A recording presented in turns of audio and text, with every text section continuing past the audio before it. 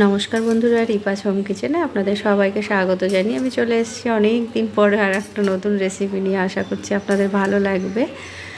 তো চলুন রেসিপিটা শেয়ার করি। একদম চট জলদি সিম্পল রেসিপি। তো এখানে ব্রেকফাস্টের জন্য আর এখানে আমি নিয়ে নিয়েছি কড়াই। আমি কিন্তু লোহার কড়াই ইউজ করছি। এটা স্বাস্থ্যের জন্য ভালো, সবাই আপনারা জানেন।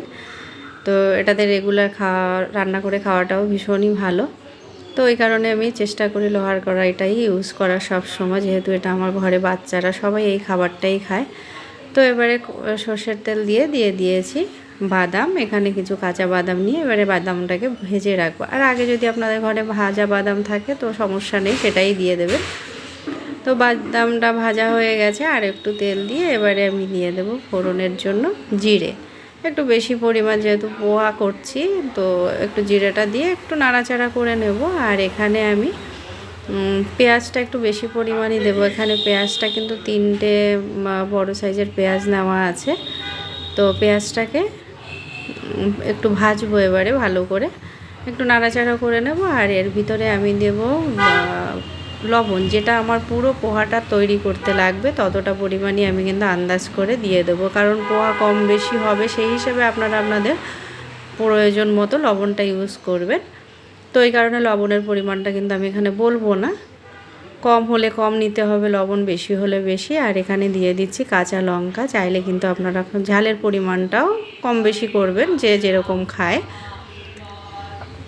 তো এবারে আমি পেঁয়াজটাকে ভেজে নিয়েছি কিছুক্ষণ, একটু সফট হয়ে গেছে। তারপরে এখানে দিয়ে দিয়েছি ছোট ছোট পিস করে আলু আর গাজর কুচিগুলো দিয়ে। এখানে চাইলে আপনারা বিনস দিতে পারেন, অন্য অন্য সবজিও ইউজ করতে পারেন। দিয়ে এবারে কিছুক্ষণের জন্য নাড়াচাড়া করে আমি ঢাকা দিয়ে দেবো। এবারে কিছুক্ষণ বাদে ঢাকাটা তুলে নেব, আলু আর গাজর যেন সুন্দরভাবে সিদ্ধ হয়ে যায়। তো আলু আর গাজর কিন্তু সুন্দরভাবে সিদ্ধ হয়ে গেছে। এবারে আমি আর একটু নাড়াচাড়া করব। নাড়াচাড়া করে নিয়ে এবারে আমি একে একে মশলাগুলো এর ভিতরে দিয়ে দেবো। দিয়েছি সামান্য হলুদ গুঁড়ো, যাতে একটু সুন্দর কালার হয়, হালকা হালকা হলুদ কালার আসবে। আর দিয়ে দিচ্ছি গোলমরিচের গুঁড়ো।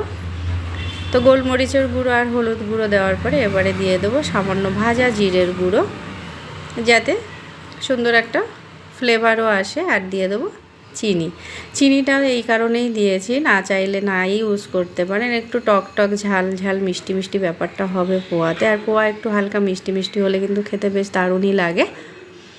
তো এবারে দিয়ে আমি মশলাগুলো এবারে নাড়াচাড়া করে নেব। নিয়ে একটু বাদে আমি দিয়ে দেবো এখানে চিড়েগুলোকে কিন্তু 2-3 বার ভালো করে ধুয়ে নিয়ে আমি রেখে দিয়েছিলাম। একদম সফট হয়ে গেছে। আর এই চিড়েগুলো না, শক্ত যে চিড়েটা সেটা একদম নরম, যে জলে দিলে গলে যায়, ওই চিড়েটা কিন্তু এই পোহার ক্ষেত্রে ইউজ করা যাবে না।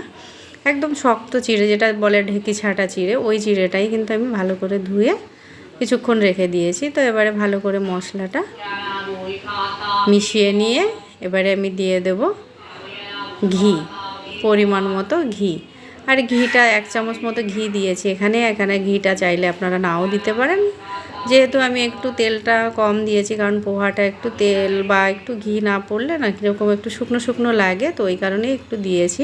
আর এটা ঘরে তৈরি করা ঘি। আর এখানে দিয়ে দিয়েছি আমি লেবু, হাফ লেবু দিয়ে একটু জল মিশিয়ে এবারে আমি ওই জলটাই, লেবুর রসটাই আমি দিয়ে দেব। একটু টক টক ভাব আসবে।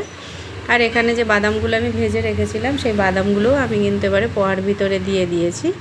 দিয়ে এবারে একটু নাড়াচাড়া করে নিই। আর এর ভিতরে আমি দিয়ে দেবো চাট মশলাটা সামান্য পরিমাণ, ওই 1/2 চা চামচ মতো চাট মশলা দিয়ে দিচ্ছি। চাট মশলাটা দিয়ে ভালো করে একদম, আঁচটা কিন্তু এখানে কমানো থাকবে, একদম কম আছে কিন্তু আমি এই চিড়ে দেওয়ার পরে নাড়াচাড়া করব। চিড়ে দেওয়ার পরে একদম গ্যাসের আঁচটাকে বাড়ানো যাবে না, একদম কম আঁচটা কম করে দিয়ে নেড়েচেড়ে আমি এবারে একটু নাড়াচাড়া করে নিয়ে সব মিশিয়ে নিয়ে নামিয়ে নেব। আর এখানে বলে রাখি, আপনারা চাইলে কিন্তু আপনারা আপনাদের হিসেব মতো সবজি ইউজ করতে পারেন। তো এখানে আমি গ্যাসের ফ্লেমটাকে বন্ধ করে দিয়েছি। আর এবারে আমি নামিয়ে নেব। নামিয়ে নিয়ে এবারে প্লেটে সার্ভ করে দেবো। আর এখানে চাইলে আপনারা ধনেপাতা কুচিও ইউজ করতে পারেন একটু ফ্লেভারের জন্য। আমার কাছে ছিল না, আমি তাই ইউজ করিনি। আর এরপরে আমি দিয়ে দেবো এর উপরে কিছু ভাজা বাদাম, আগে থেকে ভেজে রাখা বাদাম। তো আপনারা চাইলে কাজু বাদামও ইউজ করতে পারেন। আর এটা না ব্রেকফাস্টের জন্য ভীষণই হেলদি একটা খাবার, আর খেতে বেশ দারুণ লাগে। তো আপনারা ট্রাই করবেন আর আমাকে কমেন্ট করে জানাবেন আপনাদের কেমন লাগলো। আর এই রেসিপি দেখার জন্য ধন্যবাদ।